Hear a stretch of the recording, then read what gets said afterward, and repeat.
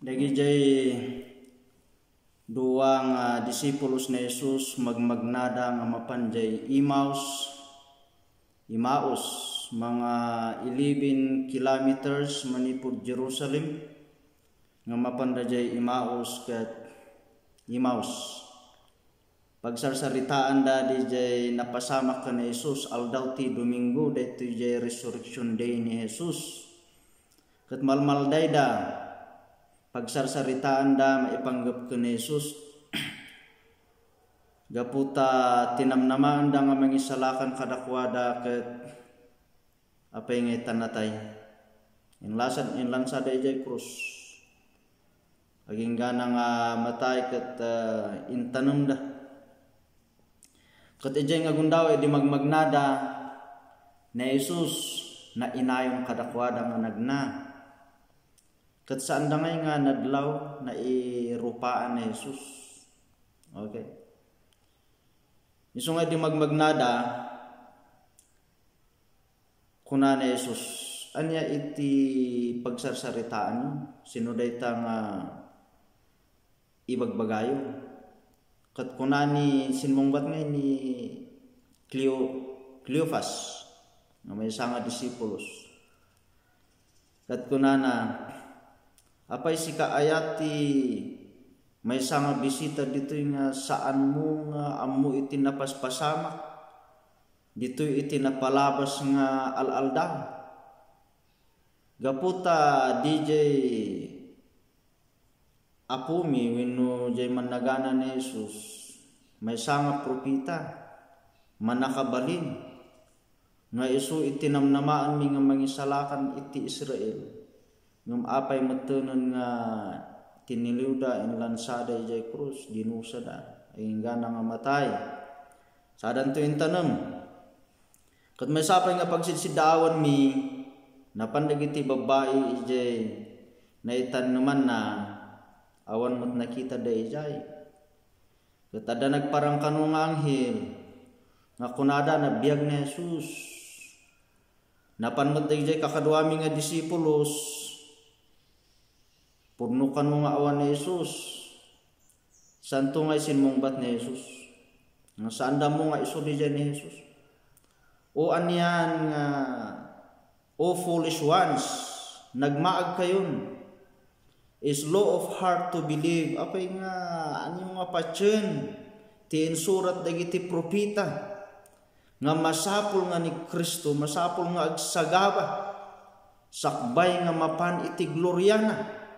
Okay, in beginning at Moses in all the prophets, he expounded to them in all the scriptures the things concerning himself. In bagana amin manipod ka ni Moses until dagijay propita in surat dagaya maipanggap ka ni Jesus ayaten nga kakabsat. Okay, isu nga itiday ito nga gundaway ti ibingay ko si Jesus in the scriptures.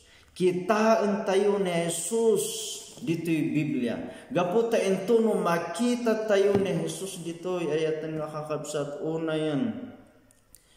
Mas dahaw tayo itidakkel nga ayat ni Apo Diyos kada tayo kan kay kayatay nga agbasbasa agdengdengeg iti sauna. Gaputa the scripture is telling only about Jesus Christ. Old Testament and New Testament. Agasa Moses and the prophets in surat da maipanggap ka na Jesus.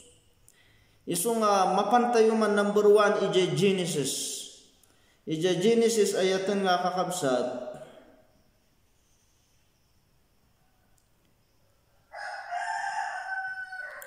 Ija Genesis 3:15. Kunangay ni Apo Dios ijay serpenti. Kunana, I will put enmity between you and the woman, and between you and your seed, between your seed and her seed. He shall bruise your head, and you shall bruise his heel. Iti kapututam kunana ijay serpenti. Okay. Kagaton na itimukod jay anak ti babae. Ngam jay anak ti babae, pisitan namot jay ulo ti anak mo.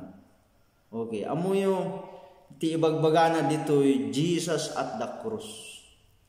Nga ijay cross ayaten nga kakabsat, arig na kinagat ni Satanas ti mukod ni Jesus. Nga bat at the cross, Jesus bruised the head of the serpent or Satan. Naawatan ta ko. Kahit na ijay cross, kahit nangasawan ijay cross, inabak na Jesus ni Satanas. Naawatan tayo. In surat ni Moses da ito iso nga ijay Genesis pa ilaang inbagana nga na Jesus mailan sa ijay cross. Kat mangabak isuna. Abak na ni Satanas. Kasapulan ti pamati. Narigat nga patyon da ito. But we need faith.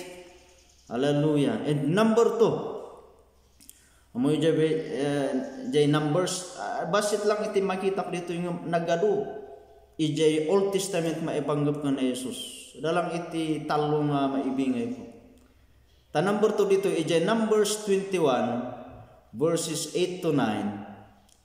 Dito nga ijay aglaklakbay, dagi ijay Israelas from Egypt nga mapanjay Canaan. Mapanjay promised land. Okay? Kat agririri na kanuta, mabisbisinan da. Kun awan kanuti inuman da. Uyawan na pa nga, DJ mana. Nga itid ni Apo Diyos. Heavenly bread. Inuyaw dan tan na umada ka nun. Iso nga kunada ka ni Moses, apay nga inpanda kami dito. Nga awanti ka nun, mi awanti inuman mi. Iso nga pinalubusan ni Apo Diyos nga iti iti uleg, nagadong nga uleg. Nga mangkagat kadakwada. Iso nga adutin na tayo nga Israelitas. Kat idi nga adutin na tayo nagsao dagiti Israelitas pakawanan da kami kung mararag ka kanya Apo Diyos aminan mi nga nagbasol kami. Okay? Kung mararag ka kanya Apo Diyos tapno pasardo nga na dagiti nga uleg nga mangkagagat kada kami. Kat kuna ni Apo Diyos ko ni Moses, sige, mangipatakder ka. Kuna na ijay Numbers 21:8. Ay, Numbers 21. Okay? Verses 8. Then the Lord said to Moses, make a fiery serpent and set it on a pole. Agaramit ka iti umakapoy nga uleg. Kat i-kabil mo ijay pole. Patakderem. Kat siya sino man nga kinagat ti uleg. Kat no kitaan da DJ umapapoy nga serpente uleg nga pinatakder mo agbiag da. Iso nga ni Moses nagpatakder nga agpayso iti umapapoy nga uleg amin dagiti kinagat iti uleg no makita da agbiag da. Awatan niyo. Nya tiket na nga sa onda ito John 3:14. And as Moses lifted up the serpent in the wilderness, even so must the Son of Man be lifted up. Okay? Isungan ni Moses in kabil na DJ umapapoy nga serpente. Nakita dagiti nakagat nga uti uleg, idi makita da sa andangan na tayo nagbiag da. Iso nga kunani Juan dito uray iti anak ti tao masapol nga mailan sa ijay krus. Okay. Iso nga ti salusod dito apay nga uleg iti inpatakder ni Moses nga inbilin ni Apo Diyos. Apay nga uleg nga umapapoy nga uleg. Aring na ayatan nga kakabsat no maawatan tayo kasapulan tayo ti pamati nga actually DJ panakailan sana Jesus ijay krus ti Kalbaryo. Actually DJ ti panakaabak ni Satanas. Iso nga no apay nga fiery serpent. Apay nga serpenti kahit nga sawan ni Satanas tinadusa ijay. Wenno ni Satanas tinaabak ijay. Na idumduma nga talaga ti Bible. Ni Jesus tinadusa ijay, ngam ijay mati pa nakaabak ni Satanas. Nawatan tayo. Hallelujah. Gapu ijay inaramid ni Jesus ijay. Satan has no authority over God's people. Awan ti right na nga mangdusa kada tayo. Gaputa ni Jesus itinadusa.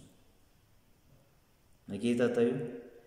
Maikatalo, jay Isaiah 53. Okay, diretso kon ijay verse 5, naggado ijay the whole chapter dito eh. Ngumapan tayo ijay verse 5. Okay, Isaiah 53:5. He was wounded for our transgression. Okay, nasugsugat isuna, nasapsaplit isuna apay. Gapo ijay transgressions tayo. DJ disobedience tayo iti law. Gapo ta uray may sa awan tinagtulnog ijay linteg. He was bruised for our iniquities. Isuna iti nasugsugatan, nasapsaplit, gapo ijay basbasol tayo. Iso nga nakita tayo. Ijay Old Testament, anda ni Jesus.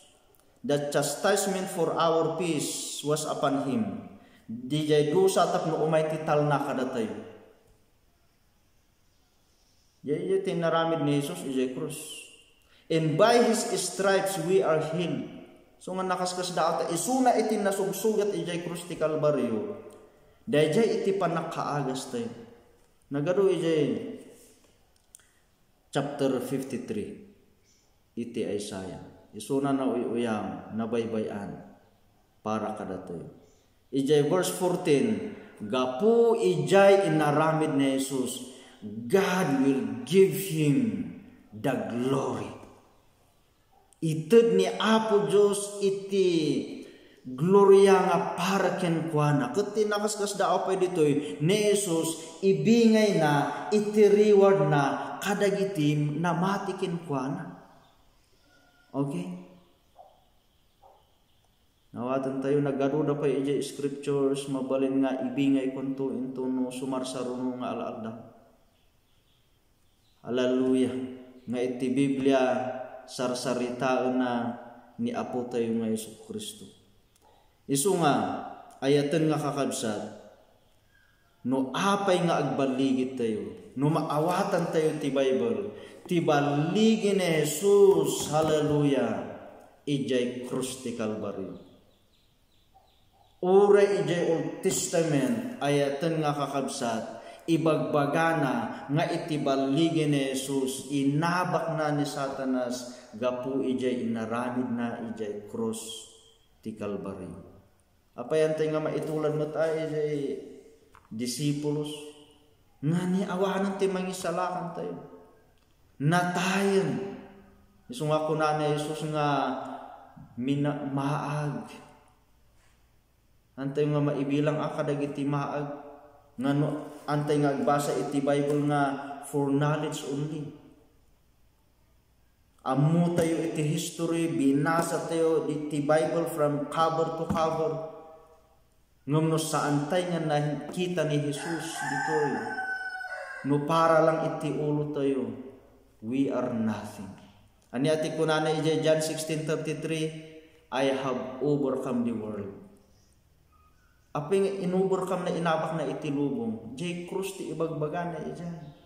Ayatan nga kakabsat. Natay na ipunpun, nagrungar, nagbaligi, nagtugaw ijay makanawan ti Ama. Isu nga ijay Romans 8:37, yan yati kunana, you are more than a conqueror.